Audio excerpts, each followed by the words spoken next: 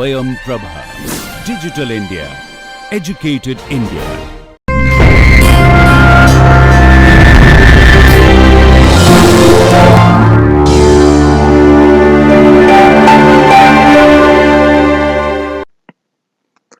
Hello everyone. In today's lecture, we will discuss about consumption and consumerist lifestyle. So, let's understand this issue at a glance. So, what are the drivers of consumption? The global consumption levels and patterns are driven at the most fundamental level by rapid global population growth. Well, population of 9 billion is expected by year 2050. The rise in global affluence and associated consumption, the global middle class expected to triple by 2030. Low-income consumers represents a market of US dollar 5 trillion. A culture of consumerism among higher income groups who account for the greatest per capita share of global consumption. So this is about related with the a global actually drivers of consumption. Let's see the global consumption patterns and impacts. Global consumption is putting unsustainable and increasing stress on the Earth's ecosystem. 70% of the Earth's ecosystem services have been degraded in the past 50 years. The supply of energy and material resources needed for industry growth, natural resource consumption, is expected to rise to 170% of the Earth's biocapacity by 2040. That means this is going to exceed by 70% of what Earth can apply. What Earth can supply. The human social systems and well-being. Human well-being does not necessarily rely on high levels of consumption. Well, it is a proven fact that the human well-being is not necessarily related with the high consumption of material or the resources. Third, the role of the consumer.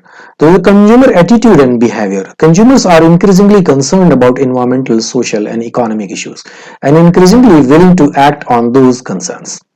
Consumer willingness often does not translate into sustainable consumer behavior because of a variety of factors such as availability, affordability, convenience, product performance, conflicting priorities, skepticism, and force of habit.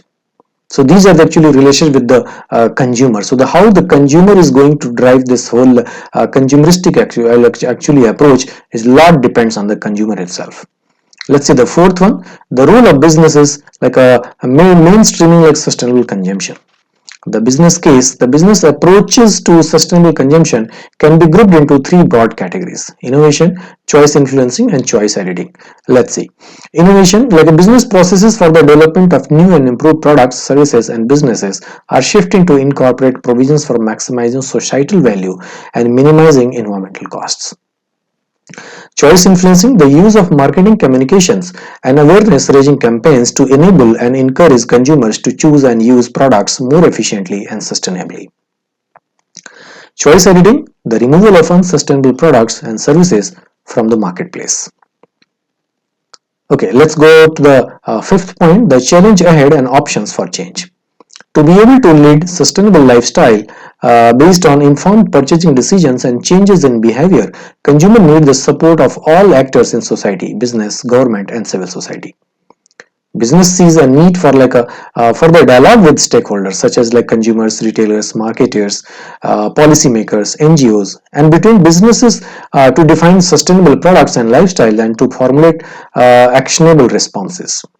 The last one, stakeholders consulted in the development of this document tell us that leading businesses have the capacity to mainstream sustainable consumption and welcome the opportunity to work alongside business moving forward. So let's see these points in detail. There is a study actually of consumers globally actually report a greater propensity to buy from companies with a reputation for environmental responsibility. So these are actually percentages of the respondents who agreed to buy actually the companies who actually work in the response to the environmentally conscious actually design and products. In this slide, you can see why consumers are sometimes unwilling to pay more for environmental performances. Well, the reasons are given on the left side. You can see the first and foremost with the biggest contribution actually comes from the lack of understanding of problem, threat, or value. The next one, comfortable lifestyle and greed.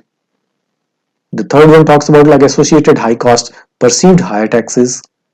Then selfish entitlement, tragedy of the commons, history, current, past prices, culture of free. So these are the actually traits, these are the actually features which are associated with the actually why consumers are sometimes unwilling to pay more for the environmental performances, because they are simply not aware of the consequences which the products are causing in general. Well, there are several other reasons also you can see, like a short-term thinking, rewards like not obvious, apathy, indifference, poverty, lack of political will, leadership, social inequality, rich versus poor, unequal spread of cost, being voluntary as versus being like regulated. So these are the few like insights drawn from the like public, which helps us to like how we can strategize our efforts in countering actually these kind of like perceptions and inhibitions from the like mindset of the consumers, because this is the one of the actually opportunities areas where we can strategize and formulate our actually action points to rework our like products and manufacturing sector. So for like a more suitable consumption, there is like a this is the like a business approach. It's divided into like a three major components of like innovation, choice influencing, and choice editing. Let's see one by one. So innovation says like increasing the availability of more sustainable products and services through integrating actually sustainability and life cycle processes into the product design innovation that doesn't compromise on quality, price, or performance in the market. Choice influencing, it says like creating actually market of sustainable products and business models by working in the partnership with the consumers and other actually key stakeholders to demonstrate that the sustainable products and life cycle deliver superior performance at the best prices, using marketing actually communications to influence consumer choice and behavior. The third one, like a choice editing, it says like editing out unsustainable products, product components, processes, and business model in partnership with other actors in society, such as like policymakers and retailers. So here actually I have taken actually case example from the country of like a Poland. So how they are actually driving the sustainable consumption in Poland. Let's have a look. One good example over here is the consumer education campaign, Buy Responsibly, Your Money Shapes the World. So this was actually tagline given for this campaign, targeting like young people and conducted by the Polish Green Network and Gaia Club. In 10 of the countries, like 16 world shapes like regions, it offered school lessons in eco-friendly and society-friendly consumer behavior, covering these subjects. These are the following subjects which they offered in the like schools as lessons. Marketing basics, with emphasis on manipulation techniques, because marketing, we know marketing is a science of like understanding the market. At the same time, they manipulate also, like they use actually manipulative techniques also to influence, to exert influence in the mindset of the consumers. Like advertising is one of the tools which marketing actually companies use to entice actually consumers to buy products. The next one, sustainable products and their marketing, like eco-labeling, local and organic food, water saving and consumption rationalization, waste products like types of packaging and their environmental impact, segregation and recovery, etc., energy and its impact on climate, fair trade and corporate social responsibility, etc. So these are the actually topics which the Polish actually agencies, this agency, this Polish Green Network actually tried actually delivering in the like schools and like other places for like a better awareness. Let's see like what are the other actually researchers actually talk about these aspects.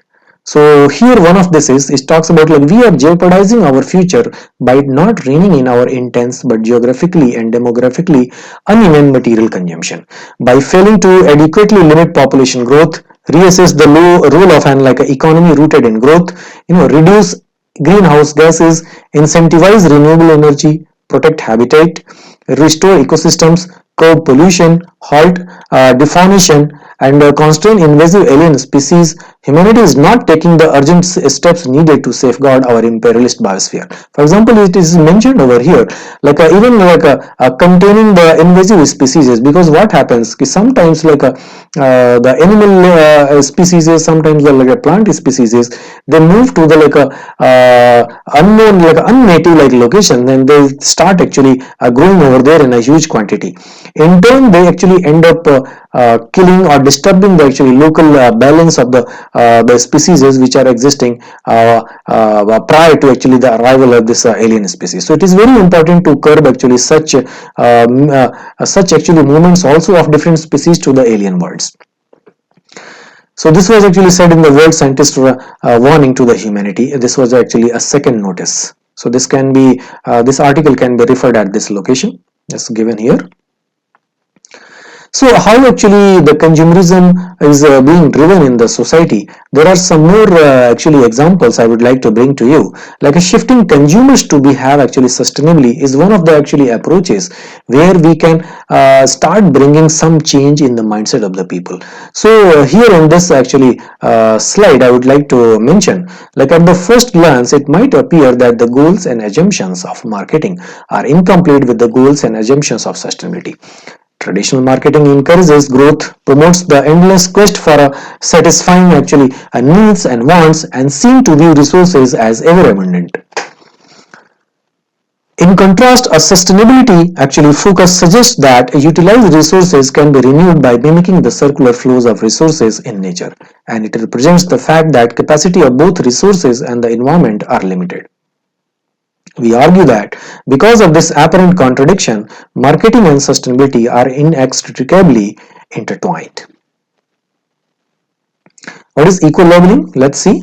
Eco-labeling is one of the means of conveying information about the sustainable attributes of a product.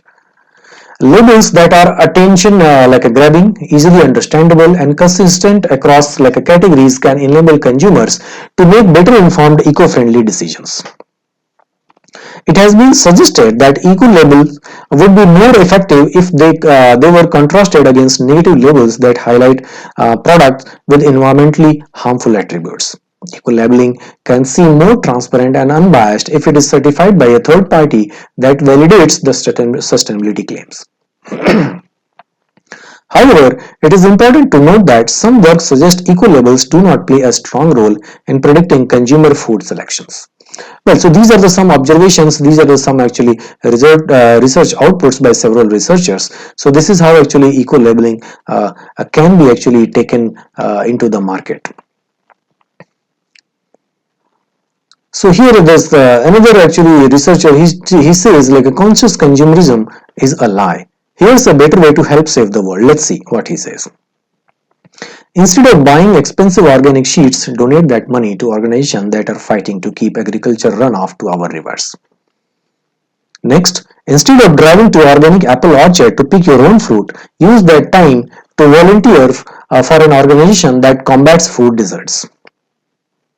Instead of buying a $200 air purifier, donate to politicians who support policies that keep our air and water clean. Instead of signing a petition demanded that Subway remove one obscure chemical from its sandwich bread, call your local representatives to demand they overhaul the approval process for the estimated 80,000 untested chemicals in our products. Instead of taking yourself out to dinner at a farm-to-table restaurant, you could take an interest in the farm bill and how to incentivize unhealthy eating. So well, there are several actually ways through which you can channel your intentions. You can strategize to rework the prevalent actually model of this consumerism which is happening across the world right now. So how you and me can actually put our efforts, that is where actually the whole goal actually lies. In this particular slide, if you see, this talks about consumption and wealth, a culture of consumerism. So here if you see this graph on the left side, it talks about footprint by national average per person income.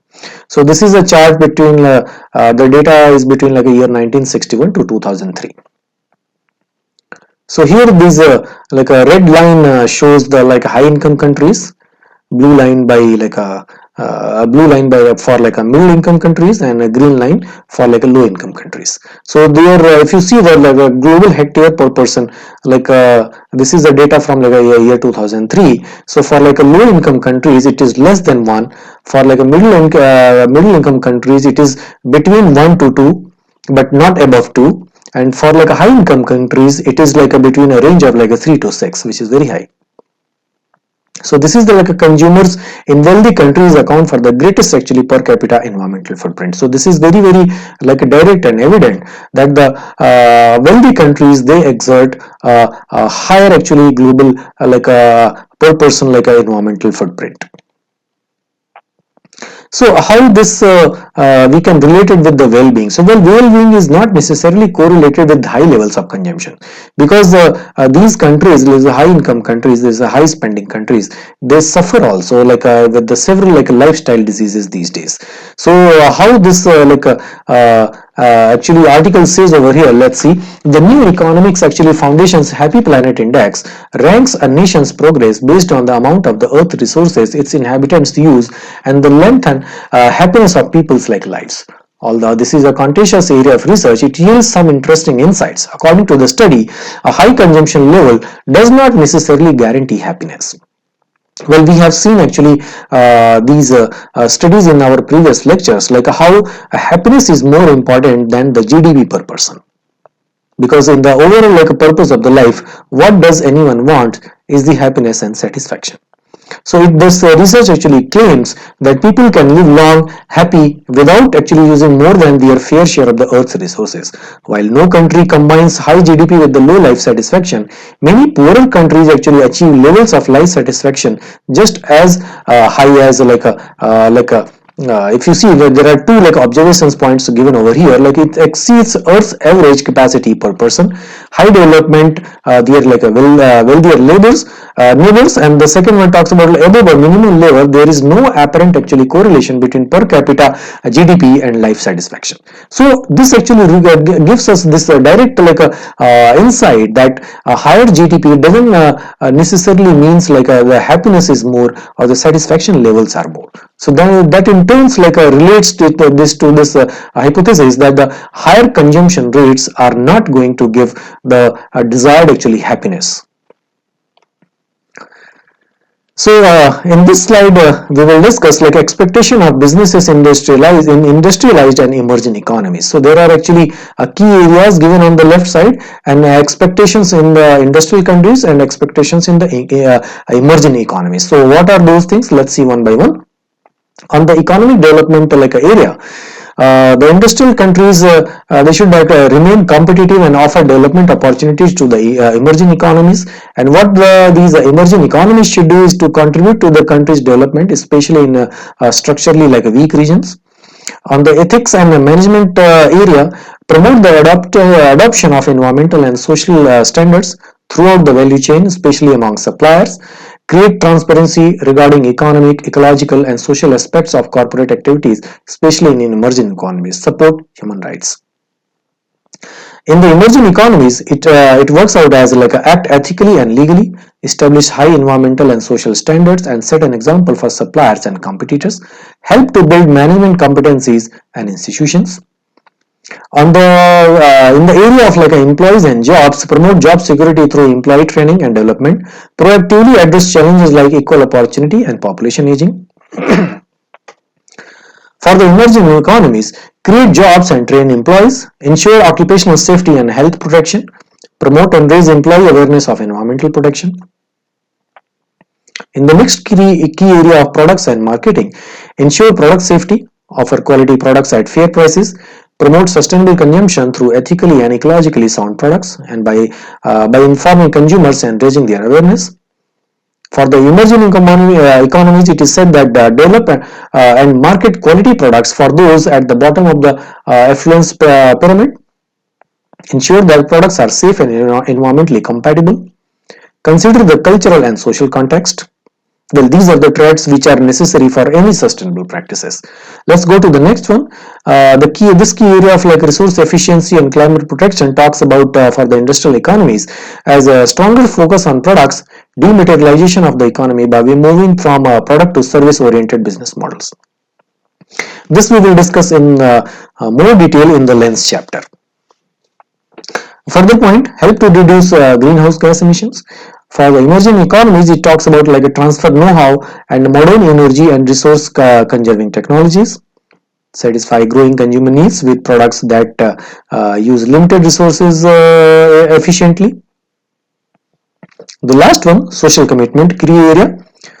So this is meant for like industrial countries that work toward meeting the United Nations Millennium Development Goals (UNSDGs), help to solve social problems also by encouraging employee volunteering, support and promote in particular disadvantaged children and young people, raise public awareness of environmental protection, promote education and research for sustainable development.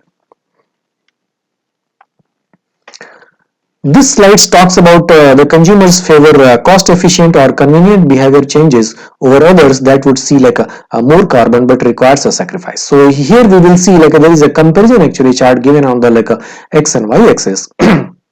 It ranges from like a low CO2 impact to a very high like a CO2 impact like a 0 kg like a per household to like a 1000 kg per household, and on the left and right side it talks about like a low proportion of population like 0% to like 100% like a high proportion of the population. So let's see which are those corners and which are these bubbles which are going to affect. So on the left bottom corner if we see, this is the low impact and uncommon behavior. On the right top bottom if we see, right top corner if we see, that is the actually high impact and common behavior.